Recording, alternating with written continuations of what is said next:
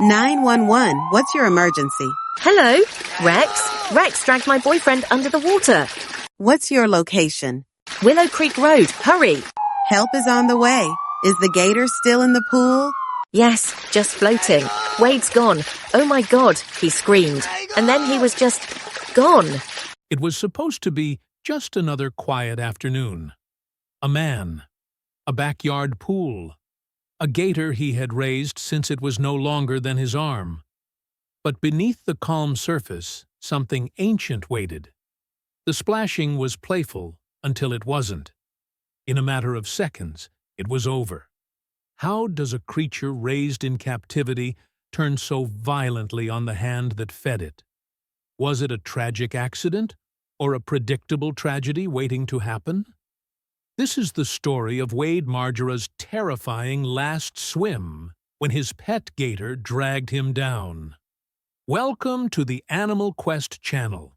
If you care about animals' survival and the hidden dangers of exotic pets, make sure to subscribe, like, and share. This one is going to haunt you. Let's take you back to where it all started. Wade Margera was not your typical Floridian. At 43 years old, he had carved out a strange space online. A stunt performer turned animal-themed content creator with a following that straddled admiration and unease. His backyard, just east of Lake Wales, was littered with makeshift enclosures, overgrown foliage, and the sounds of creatures that didn't belong in suburbia. But the centerpiece of Wade's world wasn't his camera setup.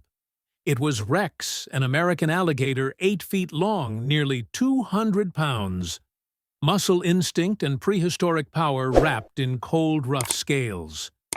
Wade had purchased Rex in 2016 from a now-defunct breeder operating on the edge of legality in rural Georgia, someone who once boasted, "If it crawls, I can sell it." For Wade, Rex wasn't just a pet. He was a project, a partner, a way to prove something. In videos now wiped from the internet, Wade would barefoot into a shallow pond, coax Rex with raw chicken, and whisper his name like a prayer. "See, he knows me. He trusts me." His followers ate it up. Thousands of views turned to tens of thousands. Comments ranged from, "This is insane," to "You're living the dream." But underneath the viral success, there were cracks. Neighbors recalled hearing splashing at odd hours. Local animal control had received complaints. None ever acted on. And Wade, he began isolating more and more. Friends say he was obsessed with proving a point, that you could bond with an apex predator, that love could override instinct. One former collaborator described it simply, it wasn't content anymore. It was personal. Rex, meanwhile, had grown. What was once a manageable juvenile had become something else entirely. Larger, heavier, stronger. There were days Rex would ignore commands. Days he would hiss at Wade during feeding. But Wade brushed it off. "He's just moody," he would say. "We all have our days." But animals like Rex don't have moods. They have thresholds. And Wade was about to cross one. The first real signs of trouble started surfacing in early 2019. On Willow Creek Road, where Wade lived, his neighbors were no strangers to wildlife. But this was different. They weren't hearing barking or birds. They were hearing low, hissing, deep splashes, heavy thuds against the chain-link fencing. Complaints began trickling into Polk County Animal Control. Strange noises, odd smells. One neighbor claimed they'd seen something that looked like a log with eyes crawling across Wade's yard at night. But nothing ever came of it. No one followed up. No inspections, no fines. And meanwhile, Wade kept uploading. The tone of his videos had shifted. What started as light-hearted backyard antics had evolved into something darker, more daring. He was no longer just feeding Rex from a distance. He was wading waist-deep into the same water, bare-chested, smiling, talking to the camera like it was all under control. "He trusts me now. We've got a bond. In one now-deleted video, Rex lunges during a feeding. It's fast, barely a blur on screen. But you can see Wade stumble. His hand flinches back. His voice shakes for half a second. Then he laughs it off. But the look in his... That wasn't confidence. That was fear. Real fear. Friends noticed it too. Some stopped visiting altogether. Others begged him to quit. One friend, Micah Rhodes, left a message on one of the videos that read, "You're playing with something that doesn't care who you are. He'll take you one day. Please stop." But Wade didn't stop. He leaned in harder. Because the videos were getting views again. Thousands, then hundreds of thousands. He started swimming with Rex every weekend, called it the trust test. Sometimes he'd lie still on a raft while the Gator floated beside him inches away.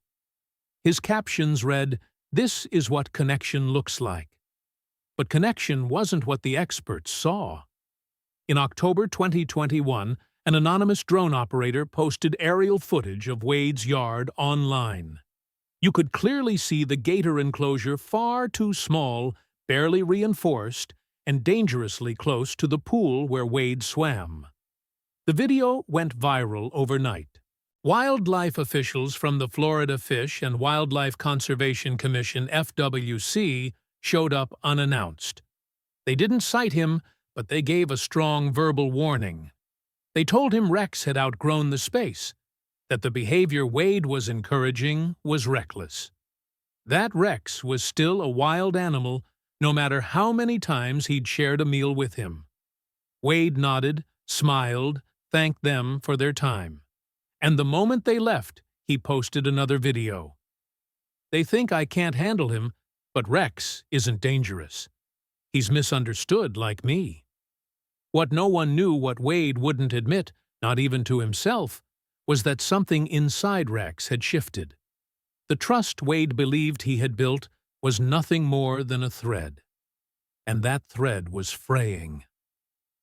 June 3, 2024. It was already pushing 94 degrees by noon in Lake Wales, Florida. The air hung thick with heat, the kind that clings to your skin and makes everything feel heavier, slower. Except that day, nothing would move slow. Wade had been quiet that morning, according to his girlfriend Elena Ruiz. She described him as focused, almost distant, not nervous, just dialed in. He told her this was going to be the last one. "One final swim," he said. "After this, I'm pulling back, gonna move on to something safer." But content was king, and Wade had one more idea he couldn't shake. He set up the phone on a tripod, angled just right to capture the entire enclosure. Elena stood back closer to the porch, arms crossed, phone in hand, watching silently. Wade stepped into the pool slowly, as he always did, his voice low and calm. "Hey, buddy, it's just me." Rex was already there, floating, barely moving, just a ripple in the sunlit water. Wade eased in up to his waist, then dove forward in a practice motion.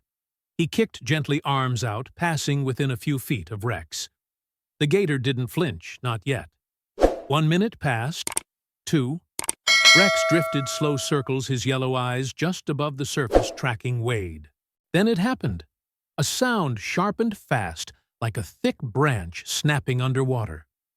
Rex lunged, no warning, no hiss, no splash, before just movement. His jaws clamped down on Wade's right shoulder, the full weight of 8 feet of reptilian muscle slamming into him like a truck. Wade screamed, raw, high, panicked, the kind of scream that shatters all illusions of control. The water erupted in a frenzy of red and white bubbles. Kicks churned foam. Rex began a death roll, dragging Wade under, twisting violently. Wade surfaced once, just long enough to gasp, eyes wide, blood streaming from his shoulder, before he was yanked down again. Elena screamed. The phone in her hands shook. She took 2 steps toward the pool, then froze. Rex had pulled him to the deeper end. The water had gone still again, too still, and Wade wasn't coming back up. Elena dropped her phone. It clattered across the concrete. She turned and ran, her voice echoing into the sweltering air as she dialed 911. But by then, it was too late because Rex had never trusted Wade, not in the way Wade wanted. And now the predator had reclaimed its place in the food chain. At exactly 2:13 p.m., Elena Ruiz's voice shook through the Polk County 911 dispatch center. "Please hurry, he's not coming up. He went under, and I don't see him. Please." Her voice cracked. She was trying to describe what happened, but there were no words that made sense. A peter, a pool, blood in the water. The dispatcher tried to keep her calm, asked her to stay on the line, asked if Wade was still visible. No, I can't see him anymore. It's just still. The first responders were already en route, paramedics from Lake Wales Fire Rescue, and 2 deputies from the Polk County Sheriff's Office. They arrived 6 minutes later. The scene they found was surreal. The pool shimmered in the afternoon sun. Palm trees swayed gently. A single phone lay face down on the concrete, and floating near the center of the pool was Rex, motionless, silent, his snout breaking the surface, his eyes open, unblinking. One of the deputies later told the local paper it looked like he was waiting for something, like he expected us. The gator didn't resist, didn't move, just drifted. A long metal pole was used to hook him toward the shallow end. As trained handlers prepared the tranquilizer, one deputy slipped into the water, scanning the bottom, and there he was. Wade Margera's body was curled slightly face down near the pool's deepest point. Blood still ribboned through the water, like ink in glass.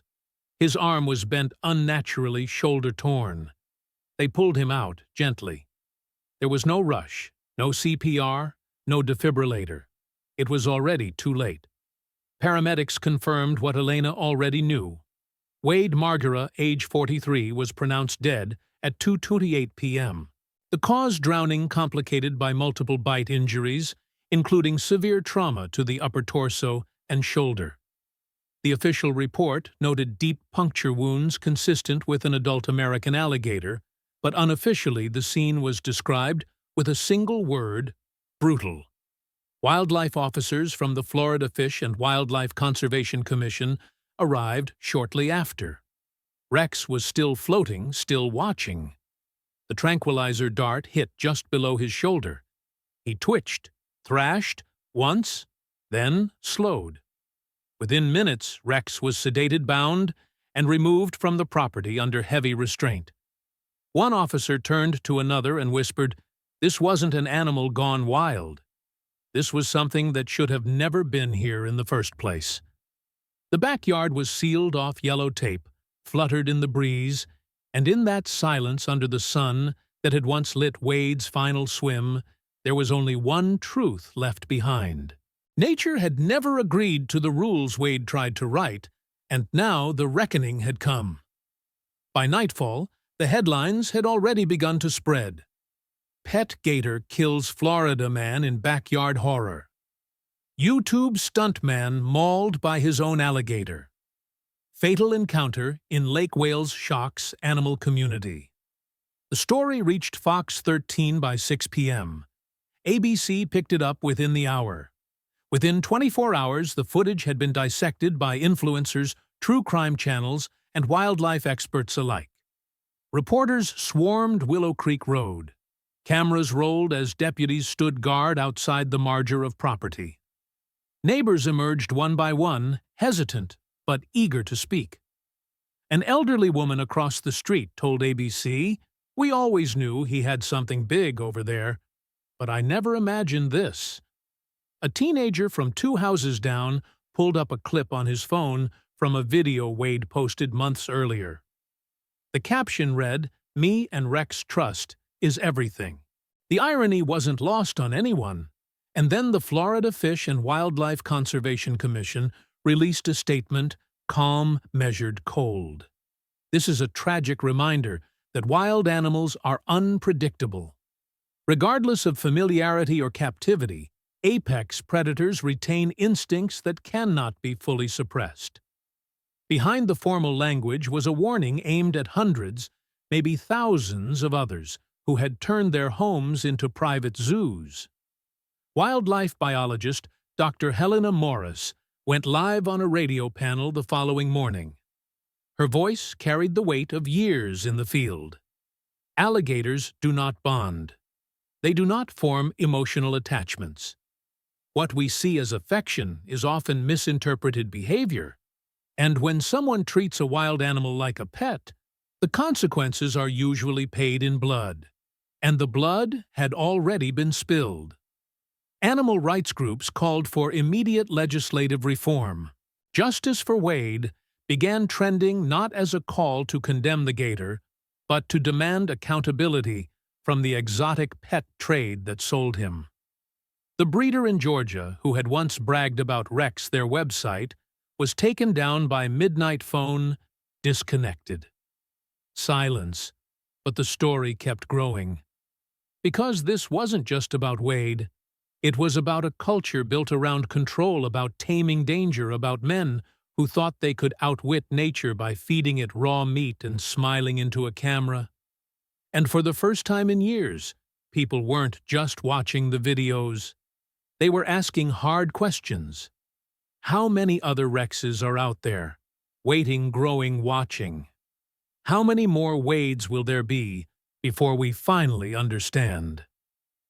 In the days that followed, the Margera family went silent. Reporters camped at the edge of their property in Davenport, hoping for a statement, a quote, anything. What came instead was a handwritten note taped to the front door. 4 words, please, let us grieve. But grief has its own voice. And 3 days later, it came through Wade's younger brother, Caleb Margera. Standing on the edge of the property, where his brother once filmed Caleb, held back tears as microphones crowded his face. He loved animals. He really did. But somewhere along the line, the likes, the numbers, they started to matter more than the danger. He wasn't careless. He just believed too much. Then came the lawsuit. Filed quietly in Polk County Circuit Court, the Margera family's attorney cited negligence, reckless endangerment, and failure to disclose behavioral risks. The target the breeder who sold Rex to Wade back in 2016. Court documents revealed that the breeder had received multiple complaints from other buyers. One claimed their gator lunged during enclosure cleaning. Another said theirs had to be seized after escaping during a thunderstorm. But nothing had ever stuck until now. The death of Wade Margera lit a fire under lawmakers in Tallahassee. A committee met just 8 days later to review the loopholes in Florida's exotic pet permitting system. Proposals were made. Some pushed for stricter licensing. Others wanted outright bans on privately owned large reptiles. The debate wasn't quiet, and it wasn't quick. But for the first time, people were listening. And then, quietly, Rex was gone. On June 24, 2024, 3 weeks after the attack, Rex was euthanized at an FWC wildlife facility in Bartow. The statement was brief. Due to the animal's size history and risk to public safety, humane euthanasia was performed under veterinary supervision. No public footage, no final image, just a name crossed off a file. But Rex didn't vanish completely. His story, Wade's story, had already been claimed. Animal welfare organizations turned the tragedy into message-driven campaigns. Warning signs, billboards, PSAs with slow-motion footage of Wade smiling beside the gator that would end his life. One clip ends with his voice taken from a 2022 video, whispering, "He's not a monster. He's just misunderstood." And then, in stark white letters, "Wild animals are not pets. Don't wait until it's too late." The legacy Wade left behind wasn't the one he dreamed of. There were no sponsorships, no Animal Planet deals, just silence, regret. A cautionary tale carved into the reptile-scarred soil of Central Florida. But some still ask the question that lingers in the shadows of this story. What if Rex hadn't snapped that day? What if Wade had done just one more swim, posted one more video, lived one more week? Would he have stopped, or was this always how it was going to end? He once said, "If you raise it right, it'll never turn on you." That was Wade Margera. Always believing that nature could be reasoned with, that trust could override instinct, that love could tame a predator. But nature doesn't bend. Not for cameras, not for devotion, and not for men who think they're the exception. In a photo taken in 2020, Wade is seen smiling, his hand gently resting under Rex's powerful jaw. He looks calm, confident, unafraid. It was a moment that at the time symbolized his bond with the creature he called his greatest challenge. Now it's a haunting reminder of how thin the line really is. He believed love could tame nature. He was wrong. In memory of Wade Margera, 1981 to 2024, think twice before turning predators into pets. If this story gripped you, disturbed you, or made you think twice, subscribe for more true animal encounter documentaries. Like, share, and above all, stay safe.